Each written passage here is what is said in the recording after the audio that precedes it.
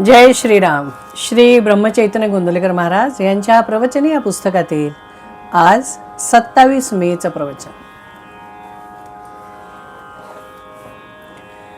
निराभिमानी परोपकार ही भगवंताची सेवाच. प्रत्येक मनुष्याला परोपकाराची बुद्धी असणे अत्यंत जरुरी आहे, पण तो कोणाला शक्य आहे आणि कोणी करावा याचा विचार करायला पाहिजे. ज्या शेतात भरपूर पाणी पुरून उरत असेल तर त्या शेतातले पाणी बाहेर टाकता येते आणि ते हितावही होते, पण इतर शेतांच्या बाबतीत हे होत नाही. अशा शेताला पुरेसं पाणी कसे मिळेल याचा विचार आधी करणे जरुरी आहे. हीच दृष्टी परोपकार करणाऱ्या व्यक्तीने ठेवावी. ज्या महात्म्यांनी स्वतःचा उद्धार करून घेऊन जगाच्या कल्याणाकरिता जन्म घेतला त्यांनाच परोपकाराचा अधिकार. मग प्रश्न असा येतो की इतरांनी परोपकाराची बुद्धी ठेवू नये आणि तसा प्रयत्नही करू नये काय? तर तसे नाही. परोपकाराची बुद्धी आणि प्रयत्न असणे जरुरी आहे, परंतु परोपकार म्हणजे काय आणि त्याचा दुष्परिणाम न होऊ देता तो कसा करता येईल हे पाहणे आवश्यक आहे.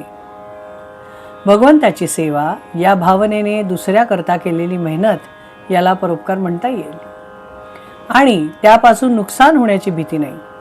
परंतु हे वाटते तितके सोपे नाही, कारण मनुष्याची सहज प्रवृत्ती अशी की थोडेसे काही आपल्या हातून झाले की ते मी केले, मी असा चांगला आहे अशा तऱ्हेचा विचार येऊन तो अभिमानाला बळी पडतो. सबब ज्या वेळी दुसऱ्याकरता काही करण्याची संधी मिळेल त्यावेळी तिचा फायदा घेऊन मनाला अशी शिकवण द्यावी की देवा, तुझ्या सेवेचा लाभ मला दिलास, ही माझ्यावर कृपाच झाली. अशी कृपा ठेवून आणखीन सेवा करून घे. ही विचारसरणी जागृत राहिली नाही तर आपला कसा घात होईल याचा पत्ताच लागणार नाही. म्हणून अत्यंत जपून वागणे जरुरी आहे. परोपकार याचा सरळ अर्थ पर उपकार म्हणजे दुसऱ्यावर केलेला उपकार. यावरून असे लक्षात येईल की परोपकाराला दोन व्यक्तींची गरज असते, एक उपकार करणारा आणि दुसरा उपकार करून घेणारा. जगातल्या सर्वसाधारण व्यक्ती पहिल्या तर आपल्या स्वतःवरून असे दिसते की मी निराळा आणि प्रत्येक व्यक्ती वस्तू मात्रागणिक जग निराळे. मनाच्या या ठेवणीमुळेच जर आपल्या हातून दुसऱ्याचे कधी काळी एखादे काम होण्याचा योग आला तर मी दुसऱ्याचे काम केले ही जाणीव होऊन अहंकार झपाट्याने वाढू लागतो. म्हणून परोपकाराच्या बाबतीत अत्यंत सावध राहण्याची सूचना सर्व संतांनी दिली आहे. नामात राहिले म्हणजे अहंकार नाहीसा होऊन सावधानता येते आणि चित्त शांत होते. जगात परोपकारी म्हणून नावाजलेले पण भगवंताचे अधिष्ठान नसलेले मोठे मोठे लोक सुद्धा मानाबिनात कोठेतरी अडकल्या वाचून राहणार नाहीत.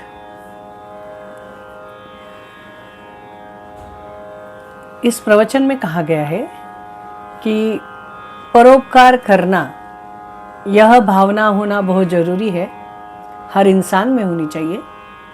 और अगर हम किसी के काम आ रहे हैं किसी भी तरह से तो वो अच्छी बात है, लेकिन इसमें एक बहुत ही क्या बोलते नुकसान होने वाली चीज़ ऐसी है कि हम जैसे ही किसी के काम आते हैं, हम जैसे ही कुछ अच्छा करने जाते हैं या किसी का भला करते हैं तो तुरंत मैंने किया, मैंने उसको दिया, मेरी वजह से उसका फ़ायदा हो गया, ऐसा अहंकार हमारे मन में आ जाता है.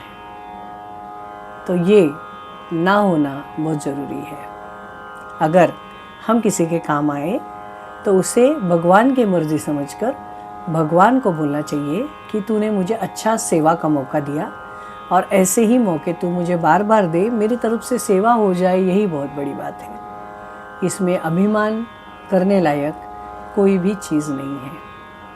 तो ये अभिमान रहित अगर आप किसी की सेवा कर रहे हैं तो बहुत ही अच्छा परोपकार है, लेकिन इसका अभिमान होना बहुत गलत बात है.